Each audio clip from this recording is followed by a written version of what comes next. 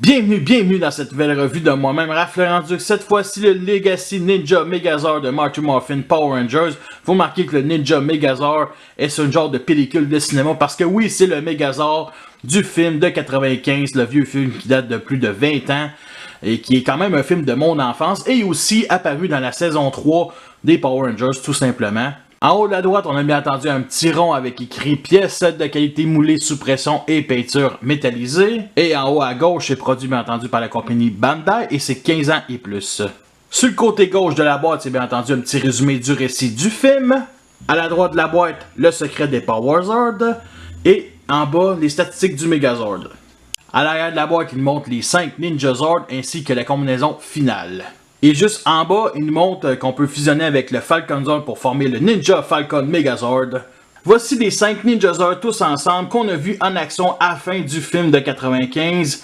Et honnêtement, je pense que ça n'aurait pas été un de mes films fétiches de mon enfance. Je les aurais sûrement jamais achetés. Ce sont bien entendu le dernier Megazord Legacy qui est sorti sans les foutus repins.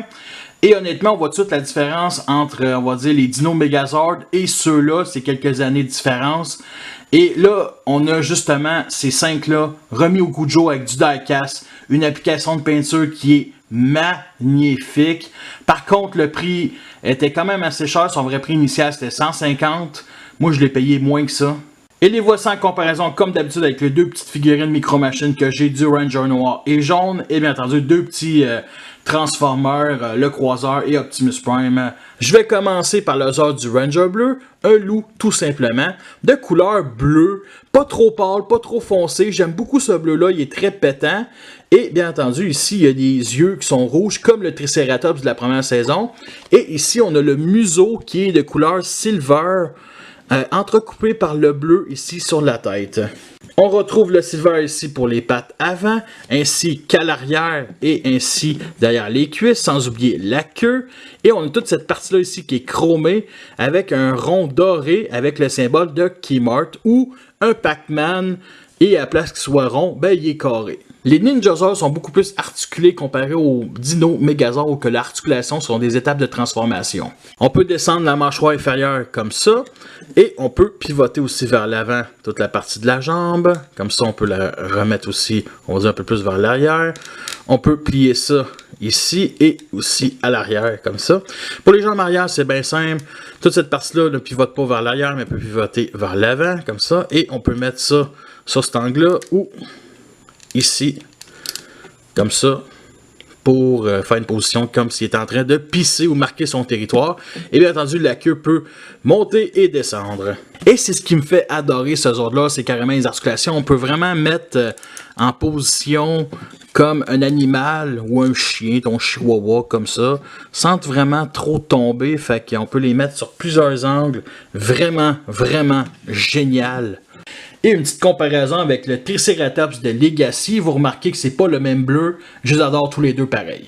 Nous sommes rendus aux Zord du Ranger noir, qui est une grenouille, et je me souviens toujours de la face d'Adam dans le film, quand il a appris que son Zord c'est une grenouille, ça m'a toujours fait rire. C'est le Zord le plus massif de toute la bande, ce qui accompagne le noir, c'est bien entendu ici le silver sur les parties des cuisses intérieures, qu'on retrouve aussi sur les pattes avant et sur les pieds, qui forment aussi les pieds du Megazord.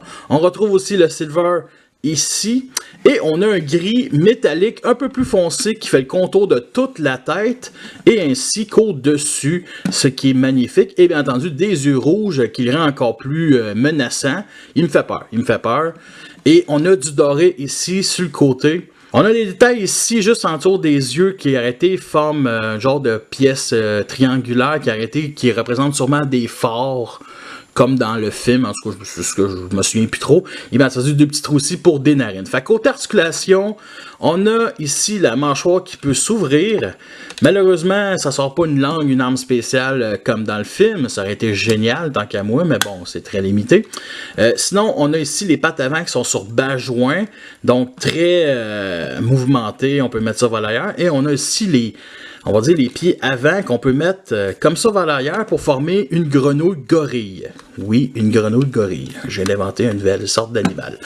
Et bien entendu, ce qui est encore génial, c'est parce qu'il va former les jambes en mode Megazord. Fait qu'on peut venir étendre comme si la grenouille allait sauter. Et ça, c'est encore plus génial. Là, je pense qu'on voit pas vraiment tout au complet, là. Mais c'est parfait. C'est parfait comme ça. J'aurais pas vu un autre animal comme l'ours ou le singe ou le loup former les jambes. Parce que sérieusement, avec cette grenouille-là, ils l'ont pensé le concept il y a des années au Japon. Puis c'est un excellent concept qui forme les jambes du Megazord. Fait que voici une petite comparaison avec le mammouth de la première saison. Tous les deux sont très massifs, ça lui va extrêmement bien. Ils gardent à peu près le même ton de couleur, le silver, le gris, aussi un peu le doré. Par contre, on va se dire, c'est pas le même sorte de ton. Ça ressemble beaucoup plus à du jaune que du doré. Et pas les œufs de la même couleur. Je suis sûr qu'un mammouth avec des œufs rouges aurait été encore plus agressif. Mais j'aurais pas aimé la grenouille avec des œufs verts, ça c'est clair. Nous sommes rendus aux heures de la Ranger jaune, un ours tout simplement, que le noir est très omniprésent sur la figurine. Et honnêtement, s'il aurait été tout jaune, ça aurait été un peu plus, on va dire, ridicule, moins intéressant. Puis ça gauche à rien du look. Par contre, le jaune est quand même très présent, comme sur les pattes, ici, une partie du visage. Sinon, il est accompagné de doré ici, on va dire toute la partie... qui a arrêté le contour du torse en mode Megazord. On a ici du doré aussi pour chacune des griffes sur les 4 pattes, que j'aime beaucoup. Du rouge ici pour, on va dire, au-dessus de la tête, ainsi que les yeux, avec aussi du silver pour la partie de la mâchoire, ainsi que la partie, on va dire, de transporteur d'alcool, on va dire ça de même. Sinon, on a du silver ici qui est beaucoup plus voyant en Megazord. Il y a des petits détails que j'aime pas, comme on va dire le trou qu'on voit à travers ici, et ici la connexion de, on va dire, les bras du Megazord. J'aurais pas détesté qu'en repliant ça, ben, ça puisse sortir pour faire un genre de automorphe. Et ce Zord-là est utilisé comme transporteur de main du loup, ici, qui fait office de queue. Qui va extrêmement bien, qui se déclipse assez facilement. Par contre, avec le bleu ici, je trouve que ça n'a pas vraiment rapport, mais c'est pas grave, c'est une bonne idée. Et bien entendu, la main du singe qui vient juste s'installer en dessous dans la bédaine, comme ça, et qui tombe tout le temps. Et c'est vraiment dommage, mais bon, on peut les mettre quelque part quand les Zords sont pas en Megazord. Malheureusement, l'ours est très peu articulé, fait qu'on peut juste ouvrir la mâchoire inférieure, mais qui est bloquée avec toute la partie de transporteur de la bière. Et bien entendu, ici, les jambes avant qu'on peut venir, mettons, mettre sur un certain angle pour vraiment les fixer, ou les mettre droit, mettons, mais qui sont quand même assez lousses. Fait que vous avez le choix. Moi, personnellement, je les mets de même, tout simplement. Et à l'arrière, il n'y a rien. Fait que c'est très limité. Arrêtez, quand je parle des articulations, elles sont vraiment géniales. Je parlais, je pense, juste du loup et du singe. Fait que voici une petite comparaison avec le tigre de sable. Et honnêtement, la seule chose que je vais dire, c'est que si lui aurait eu un peu plus de noir sur, on va dire, la partie arrière du corps, ça aurait été beaucoup mieux. Parce que vous voyez, il est tout jaune avec plein d'autres couleurs ici, plein d'autres de formes. Ça lui va quand même bien, mais sérieusement, les couleurs sont magnifiques lui. Par contre, pour le mode animal, le tigre de sable est beaucoup plus agressif pour moi qu'un ours. Un ours, ça fait juste s'écraser sur toi, puis ça te coupe le cou, quand même. Nous sommes rendus aux heures de la Rangers Rose, une grue tout simplement. Et ça ressemble pas à une grue, ça ressemble à un genre de chasseur stellaire un peu à la Star Wars en forme de triangle style tétrajet de Transformer. Pour savoir c'est quoi un tétrajet, ben justement c'est un jet triangulaire, que ce soit face à nous ou du point de vue d'au-dessus. Et honnêtement, là, je pense que c'est mon préféré. J'ai toujours aimé ça, les jets triangulaires, style chasseur de l'espace. Et je le trouve cool, ok? Vraiment, je suis vraiment sérieux. Fait côté couleur, on a du blanc ici qui pourrait jaunir avec le temps. C'est qui est un peu dommage, j'espère non. On a un genre de rose qui va vraiment vers le rouge, ce qui les rend, on va dire, un peu moins féminin. Parce que si vous remarquez le Legacy ptérodactyle sur le museau, il est tout rose, un rose pétant. Là, ça sort vraiment rouge plus que rose. Ce qui lui va extrêmement bien aussi, c'est quand même lui qui forme la tête. Une tête rose, c'est un peu plus ridicule, là. En tout cas, bref. On a un gris ici métallique un peu foncé partout ici, sur chaque bord ici, qui est vraiment beau. Et on a du doré qui sont sur les places des 4 canons, si on peut s'imaginer que c'est des canons. Et sans oublier ici des sourcils, des yeux avec des sourcils, ce qui les rend encore plus féminins. J'aime bien, j'aime bien. Et à l'arrière, pas vraiment de couleur, juste des propulseurs. Extraterrestres, bien entendu. Fait qu'autre articulation, on a juste le cou ici qui peut se mettre sur un certain angle, comme ça. On va dire ça de même. Puis on peut mettre aussi les ailes comme ça, qui est aussi une étape de transformation. Ce qui me plaît vraiment assez bien. Je pense qu'on peut dessus. Ouais, c'est ça. Parce qu'en levant le cou, il monte sa tête, mais on peut ouais, c'est ça. On peut vraiment lever le cou comme ça. Fait que peut venir atterrir sur un rocher ou sur un building. Et voici une petite comparaison avec justement le ptérodactyle de la première saison. Je vous ai parlé du rose ici sur le bout du museau. On voit que c'est beaucoup plus rouge sur la grue que sur un ptérodactyle. Et sur les 3 premières saisons, il manque aussi le oiseau de feu qui est de la 2e saison. Pour les 3 premières saisons, la rose est une combattante aérienne. Puis dans la 4e saison, inquiétez-vous pas, elle va sur Terre, elle devient une tour avec la jaune, ce qui est un peu ridicule, mais bon, c'est une autre histoire. Et vous voyez tout de suite la différence entre la taille, elle forme quand même le plastron, assez gros, puis elle forme juste la tête, fait que c'est un peu normal. Fait que plus elle évolue, plus elle devient petite. Nous sommes rendus aux heures du Ranger Rouge, qui est un singe, humanoïde. Bref, un Transformer. Honnêtement, c'est une bonne surprise. Et il est sublime. OK? Premièrement, il y a une chose que je comprends pas. Pourquoi le S ici? Singe en anglais, c'est apes. En tout cas, bref, c'est pas grave. Sinon, on a du blanc qui est peinturé ici, on va dire, à la partie... on va dire de la ceinture, là, au-dessus de la ceinture puis en tour. On a du noir un peu partout, le rouge qui est bien entendu sa couleur principale, le doré qui est magnifique, qui est très présent, et on a ici de couleur silver toute la partie des jambes, qui a été, c'est-tu du die-cast? Ça ressemble à un peu du métal léger, on va dire ça de même. Puis on a toute cette partie-là ici, qui a été la même genre de pièce qu'on retrouve sur le loup, qui est très chromé, on va ça dire. Et honnêtement, là, je vais le répéter, là, les vissons de couleur de celui-là, là, ils en ont vraiment mis de l'argent là-dessus. Il est vraiment beau. Il est vraiment, vraiment très beau. Voici un petit close-up sur sa tête. Vous remarquez les détails avec plein de couleurs. Le casque est rouge avec du doré pour les 2 parties au-dessus que je sais pas c'est quoi, là, des genres de crêtes. Il y a du noir ici comme en bandeau, des yeux rouges, un visage silver avec des rides. Oui, c'est un vieux singe ou un vieux samouraï. Et une barbe dorée. Sérieusement, ça claque côté détail. Voici une des 2 épées qu'il nous fournit avec. Vous remarquez la couleur du doré au centre, avec du blanc au milieu, contourné par du rouge, et bien entendu une partie de la lame qui est de couleur silver. Fait que au landau, on voit juste le silver et le rouge, et un petit peg au milieu, qui nous permet d'accrocher dans le dos en forme de X, comme dans la série. On peut venir aussi assembler les 2 épées ensemble. La première étape, on va venir la mettre dans la main du point de vue d'en dessous. Et vous remarquez peut-être 2 petits pegs et un trou rectangulaire.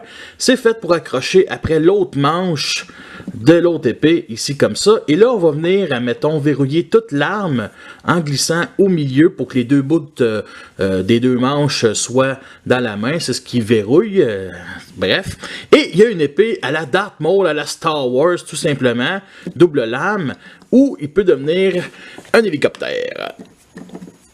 Alors pour ce qui est des articulations, on a ici les épaules qu'on peut pivoter au 100 degrés, c'est sur bas joint, donc on peut faire un mouvement assez limité. On peut pivoter ici toute la partie du bras, ainsi que la partie du coude comme ça 80 degrés, et même comme ça, qui est plus une étape de transformation, on a une main qui pivote ici. C'est magnifique. Et pour les jambes, on peut juste les écarter, faire le grand écart. Bref, un ninja. C'est très bien côté articulation. C'est beaucoup plus intéressant que, admettons, les vieux Megazords des années 90, ça c'est clair. Puis il y a des jouets qui sont 3 fois plus gros que lui en transformeur puis qui n'ont même pas un pivot à la main. Fait que c'est tout à son honneur. Voici une petite comparaison avec le Tyrannosaure de la première saison. Vous remarquez qu'il n'y a pas le même ton de rouge. Je voulais pas passer à côté, je voulais vous le comparer avec Drift Age of Extinction de classe Deluxe qui est arrêté son cousin éloigné. Les deux, ils ont du doré, un certain rouge, beaucoup plus flash sur Drift. Ils ont 2 épées, bref, des cousins éloignés. Nous sommes rendus à la transformation du Megazord. J'avais commencé bien entendu par le bas, les jambes et la fourche. Fait qu'on va venir étendre vers l'arrière toute, on va dire, la partie des jambes comme ça. On va venir pivoter 90 degrés vers l'arrière, cette partie-là. L'autre bord, ça ne fait pas exception. Comme ça, comme ça. On va venir mettre ça de même et on va venir juste rapprocher les jambes. Fait qu'on va venir ici plier toute la partie, on va dire, de l'arrière du corps sur un certain angle, comme ça. On va venir plier ici le devant, puis on va venir mettre ça droit, les pattes avant, et on va venir les installer ici sur les cuisses. Et la seule chose qui reste à faire, c'est ici rabaisser la tête. Nous sommes rendus à l'ours. J'ai déjà enlevé le point du singe parce qu'il n'arrêtait pas de tomber. Fait qu'on va venir déclipser la queue comme ça, puis on va le mettre de côté. Fait qu'on va venir rentrer ici les jambes avant comme ça. Et c'est sur un ressort, fait que ça n'arrête pas de sortir. Et on va venir les pivoter ici 90 degrés à l'intérieur du ventre comme ça. Et on va venir tout... Là, ça se fait pas pantoute, là. Bon, parfait. On va tout venir glisser la partie avant du corps comme ça. Et on va venir pivoter 90 degrés les pattes arrière de même. Et on va venir déclipser le conteneur d'alcool. Et on va venir lui mettre ici entre la mâchoire. Comme ça. Fait qu'on va venir la connecter avec ces 3 parts-là sur les 3 trous ici sur la tête de grenouille. Ça clipse extrêmement bien. Fait qu'on est rendu au loup. Fait qu'on va venir rabattre la queue ici dans le dos. Plier ici les jambes avant, on va dire dans le corps sur le côté. Et bien entendu les pattes arrière. Comme ça. Et là, ce qu'on doit faire, c'est mettre, on va dire, la main. Et vous remarquez l'intérieur, il y a plein de petites lignes qui viennent, on va dire, verrouiller la tête pour pas qu'elle se détache et elle tombe. Et voici l'exemple. Et on va venir le plugger ici, à ma droite. Nous sommes rendus au singe. Fait qu'on va venir clipser ici les 2 jambes et les glisser pour rejoindre la fourche, comme ça. Fait qu'on va venir pivoter vers l'extérieur ça et aussi pivoter pour que, on va dire, l'entour de la main soit face à nous. Fait que comme ça, parfait. Et on va venir déclipser le dos et on va venir rentrer ici les 2 bras. Et là, ça se peut que il faut vraiment les bien placer parce que sinon ça marchera pas. Comme là, là ça marche super bien. Parfait. Et on va venir mettre ici l'autre main. Parfait. Et là, les 2 épées, sur l'image officielle, admettons, de la boîte, ils savent pas où vraiment les mettre. Fait que moi, je les laisse ici, comme ça, pour vraiment qu'ils deviennent son arme principale au Megazord, parce que oui, il en manque une. Et on va venir le clipser ici. On est rendu à la grue, fait qu'on va venir rabattre les ailes ici à l'arrière. On va venir essayer de sortir le petit peg noir ici, comme ça. Fait que là, le cou, on va venir le monter ainsi que la tête doit rester droit. Et vous remarquez peut-être le petit, on va dire, encoche ici. Ben, ça va se mettre, on va dire, dans la craque de la tête, derrière la tête de la grue, tout simplement. Ça vient juste s'installer, ça verrouille rien. Et on va venir installer le petit peg noir ici, comme cela. Et voici le Legacy Ninja Megazord et il est sublime, ok? Vraiment screen accurate, c'est ce qu'on voit dans la série. Dans le film de 95, ouais. On retrouve les mêmes couleurs de base de chaque Zord. Par contre, on a une bonne surprise. On a un doré ici et un rouge vin qui n'est pas la même sorte de ton de rouge que, admettons, le singe sur les tibias, ce qui le rend encore plus génial. Et une autre chose que j'aime, c'est les pattes avant de la grenouille, forment, on va dire, des cuisses musclées au Megazord, ce qui le rend encore plus génial. Et une chose qui, là, ça me tue puis ça me fait tellement rire, on descend la mâchoire et tu sais, nous autres les hommes, on porte des boxeurs avec des trous pour pisser parce que nous autres, on veut marquer notre territoire ou on pisse pour que ça soit bien simple. Et ça me fait penser à ça. Et ça me touche. Et moi, des choses qui me touchent, ça me touche. Il y a aussi des petits détails à l'ours que j'aime beaucoup. On remarque beaucoup plus le M doré ici en dessous de la tête, juste au-dessus de la grenouille, qui veut dire bien entendu Megazord, et bien entendu les deux pièces silver sur chaque bord de la tête qui, on peut s'imaginer, qui fait office de lance-roquette.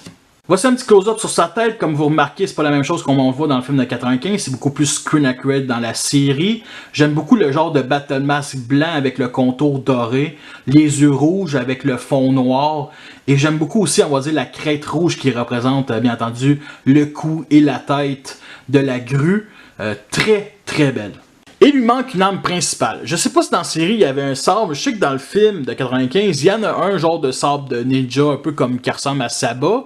Et on aurait pu l'accrocher ici à la main du loup, tout simplement. Par contre, moi comme j'ai dit, c'est ces deux épées qui forment, on va dire, des genres de poignards qui sortent de la main pour le singe. Mais sérieusement, ça manque vraiment une arme principale. Parce que sinon, il aurait été parfait. Puis le prix qui se vend, il aurait fallu qu'il y en ait une. Alors, pour ce qui est des articulations, on a ici la tête qu'on peut lever pour regarder les étoiles. On a, bien entendu, chacun des bras qu'on peut pivoter 360 degrés. Par contre, si on ne tient pas, on va dire, cette partie ici, quand on veut pivoter, il y a tout, on va dire, la jambe arrière de l'os qui suit. Et ça, c'est vraiment dommage. Ça aurait dû venir se verrouiller au torse. On va dire, cette partie, on va dire, de ce bras-là, ce qu'on peut faire, c'est qu'on peut venir mettre sur un certain angle à cause de les jambes qui sont articulées. C'est vraiment génial. Ça peut être une genre d'attaque surprise. Et les dernières articulations du Megazord se retrouvent aux jambes. Fait qu'on peut venir les écarter comme ça. Et les pieds, on peut juste les pivoter vers l'intérieur et non l'extérieur. Fait que voici une petite comparaison avec le Legacy Dino Megazord à la gauche, qui est quand même beaucoup plus massif, qui était beaucoup moins cher, qui est un peu grand, on va dire, avec sa tête. On va dire que la crête de la grue du Ninja Megazord aide à sa grandeur. À la droite, deux Transformers Drift de classe Deluxe, le petit rouge, et à l'arrière, Overload de classe Leader, qui va arriver sur ma chaîne dans les prochaines semaines. Et bien entendu, Death Charge, deux figurines Micro Machines. Et bien entendu, Optimus Prime. Et ce qui est le fun avec ces Legacy Megazord, c'est que les bras sont interchangeables avec des genres de connexion universelle. Fait que bref, on vient de régler le problème de l'épée. Nous sommes rendus à la fin de cette revue-là. J'espère que vous l'avez apprécié. Vous avez vu les pour et les contre. C'est une figurine que je vous recommande. Elle est vraiment sublime côté couleur. La combinaison du Megazord est le fun, pas trop compliqué. C'est le premier que j'ai acheté de toutes les Legacy. Et son prix initial au Canada, c'était 150$, ce qui est extrêmement cher. Je l'ai payé 80$. C'est une figurine qui me rend nostalgique des années 90 et je vais aller de ce pas écouter le film de 95 parce que oui, ce Megazord-là a accompli sa mission. Bref, merci à tous d'avoir écouté cette revue-là. Fait que sur ça, je vous laisse et à la prochaine.